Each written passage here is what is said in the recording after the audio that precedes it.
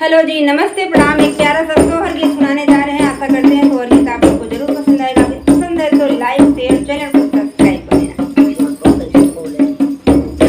यही बैठली सासु होता बहू आया, रज करई बहू आया, रज करई हो मोरी सासु दिन देती बांस कई दे लरिया होठी कोरा भी नहीं जाबई, होठी कोरा भी नहीं जाबई हो।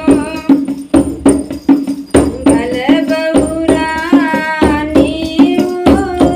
ये बहू के ना बहुरा भाई के ना बहुरा भाई, मोरी बहुअरी बगिया में बैठा मालियवा हो तुम्हारी चीनी ले हो तुम्हारी चीनी ले हो।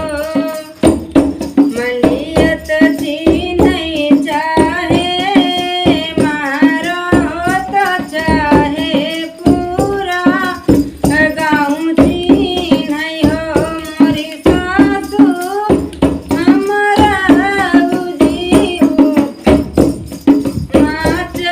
चलाने होठी कोरा हम खाबई, होठी कोरा हम खाबई हो।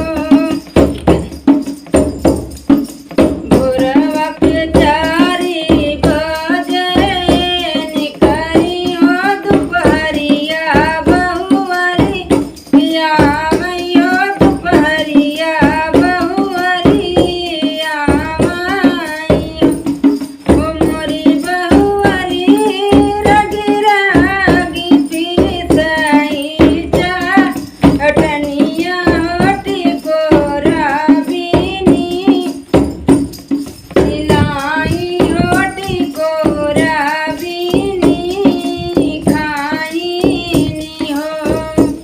एक महीना के बीतत हो दूसर के लागत, मोरी बहिनी तीसरे में होई